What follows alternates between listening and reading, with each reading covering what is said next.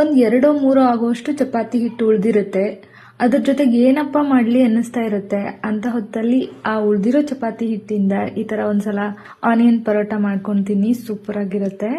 ಇದನ್ನ ಮಾಡೋದಕ್ಕೆ ಉಳಿದಿರೋಂಥ ಚಪಾತಿ ಹಿಟ್ಟಿಗೆ ಸ್ವಲ್ಪ ಅಜ್ವೈನ್ ಹಾಕಿ ಚೆನ್ನಾಗಿ ಮಿಕ್ಸ್ ಮಾಡಿ ಸೈಡಲ್ಲಿ ಎತ್ತಿಟ್ಕೊಳ್ಳಿ. ಇದರಿಂದ ತುಂಬ ರುಚಿ ಅನಿಸುತ್ತೆ.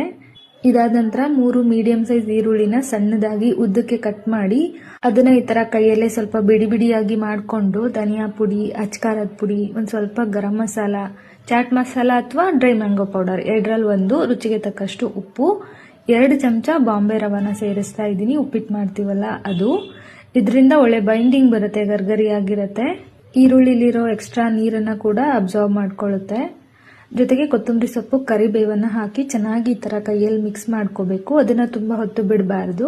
ನಂತರ ಚಪಾತಿ ಹಿಟ್ಟನ್ನ ಈ ತರ ದೊಡ್ಡದಾಗಿ ಸ್ವಲ್ಪ ಮೀಡಿಯಂ ದಪ್ಪ ಇರೋ ತರ ಲಟ್ಟಿಸ್ಕೊಂಡು ಅದ್ರ ಮೇಲ್ಗಡೆ ಈ ತರ ಸ್ಟಫಿಂಗ್ ನ ಹರಡ್ಕೊಂಡು ಉದ್ದಕ್ಕೆ ರೋಲ್ ಮಾಡಿ ಮಧ್ಯದಲ್ಲಿ ಕಟ್ ಮಾಡಿ ವಿಡಿಯೋದಲ್ಲಿ ತೋರಿಸಿರೋ ಹಾಗೆ ಸುರುಳಿ ಮಾಡಿಕೊಂಡು ಮೇಲ್ಗಡೆ ಗೋಧಿ ಹಿಟ್ಟನ್ನ ಉದುರಿಸಿ ಸ್ವಲ್ಪ ದಪ್ಪನಾಗಿನೇ ಲಟ್ಟಿಸಿ ತುಪ್ಪ ಅಥವಾ ಎಣ್ಣೆ ಹಾಕಿ ಬೇಯಿಸಿದ್ರೆ ಸೂಪರ್ ಆಗಿರುತ್ತೆ.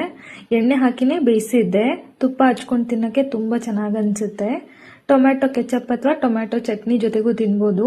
ಒಂದ್ಸಲ ಈ ತರ ಟ್ರೈ ಮಾಡಿ, ಇಷ್ಟ ಆಗುತ್ತೆ. ಒಂದು 2-3 ಆಗುವಷ್ಟು ಚಪಾತಿ ಹಿಟ್ಟು ಉಳಿದಿರುತ್ತೆ. ಅದ್ರ ಜೊತೆಗೆ ಏನಪ್ಪ ಮಾಡಲಿ ಅನ್ನಿಸ್ತಾ ಇರುತ್ತೆ ಅಂತ ಹೊತ್ತಲ್ಲಿ ಆ ಉಳಿದಿರೋ ಚಪಾತಿ ಹಿಟ್ಟಿಂದ ಈ ತರ ಒಂದ್ಸಲ ಆನಿಯನ್ ಪರೋಟ ಮಾಡ್ಕೊತೀನಿ. ಸೂಪರ್ ಆಗಿರುತ್ತೆ.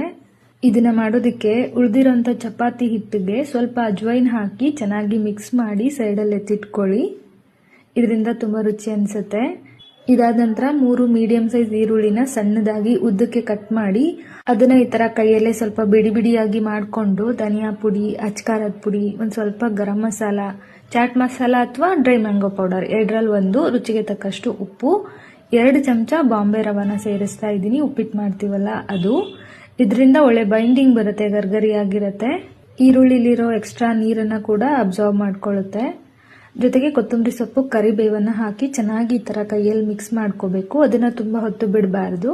ನಂತರ ಚಪಾತಿ ಹಿಟ್ಟನ್ನ ಈ ತರ ದೊಡ್ಡದಾಗಿ ಸ್ವಲ್ಪ ಮೀಡಿಯಂ ದಪ್ಪ ಇರೋ ತರ ಲಟ್ಟಿಸ್ಕೊಂಡು ಅದ್ರ ಮೇಲ್ಗಡೆ ಈ ತರ ಸ್ಟಫಿಂಗ್ ನ ಹರಡ್ಕೊಂಡು ಉದ್ದಕ್ಕೆ ರೋಲ್ ಮಾಡಿ ಮಧ್ಯದಲ್ಲಿ ಕಟ್ ಮಾಡಿ ವಿಡಿಯೋದಲ್ಲಿ ತೋರಿಸಿರೋ ಹಾಗೆ ಸುರುಳಿ ಮಾಡಿಕೊಂಡು ಮೇಲ್ಗಡೆ ಗೋಧಿ ಹಿಟ್ಟನ್ನ ಉದುರಿಸಿ ಸ್ವಲ್ಪ ದಪ್ಪನಾಗಿನೇ ಲಟ್ಟಿಸಿ ತುಪ್ಪ ಅಥವಾ ಎಣ್ಣೆ ಹಾಕಿ ಬೇಯಿಸಿದ್ರೆ ಸೂಪರ್ ಆಗಿರುತ್ತೆ.